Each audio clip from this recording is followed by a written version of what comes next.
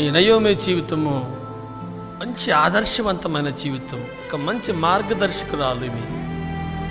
కనుకనే రూతు ప్రభువుని ఎరిగింది, ప్రభువుని గట్టిగా పట్టుకునింది. ప్రభువుతో ఎడబాటు తన జీవితంలో ఊహించుకోలేకపోయింది. అంతే. రూతు ప్రభువుతో ఎడబాటు అంతగా ఎదిగింది, అంతగా దైవ సంబంధమైన మనిషిగా మారింది ఆమె. రూతు ఎంత భక్తిని మనం ధ్యానించుకున్నా బ్యాక్గ్రౌండ్ ఇంపార్టెంట్. ఆమె బ్యాక్గ్రౌండ్ ఏంటంటే నయోమి బడి.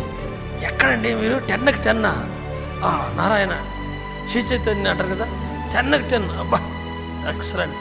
ఎక్కడ ఏ బడి? ఏ బడి చెప్పండి? నయోమి బడి. నయోమి బడి.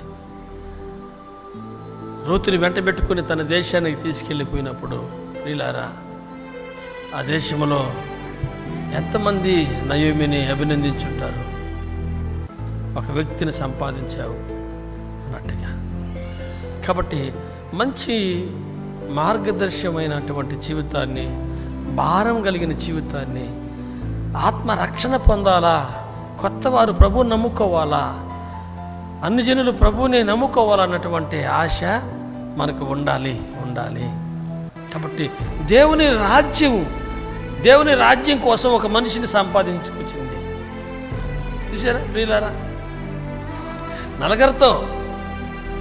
నలుగురుగా వెళ్ళారు, ఒక్క మనిషిని తీసుకొచ్చింది. భక్తిహీనులు పోయినారు, భక్తి కలిగినటువంటి ఒక వ్యక్తిని దేవుని కొరకు సంపాదించి తీసుకొచ్చి పెట్టింది. కాబట్టి రూతు నయోమిని చూచింది, నయోమి భక్తిని చూచింది, నయోమి ప్రేమను చూచింది. నిజంగా చెప్పాలంటే ప్రియులారా, క్రైస్తవులు, అత్తా కోడళ్ళు అన్నవాళ్ళు ఈ గ్రంథాన్ని చదివితే చాలు మారు మనసు పొందిపోతారంతే.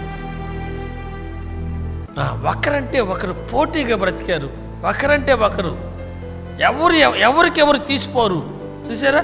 వాళ్ళిద్దరూ క్రైస్తవ కుటుంబాలలో అత్తాకోడళ్ళ అన్యోన్యత అన్నది నేర్చుకోవాలండి. ఇదిగో రూతు నయోమి దగ్గరే నేర్చుకోవాలి.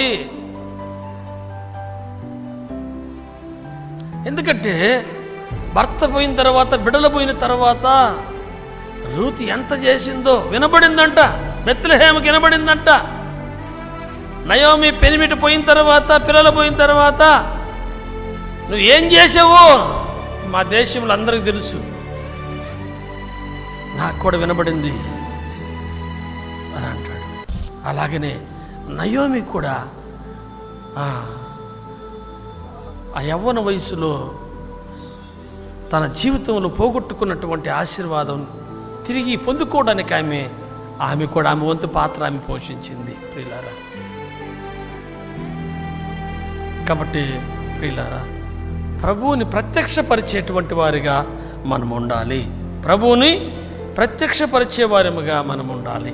శ్రమించాలి, దాని కొరకు బ్రతకాలి.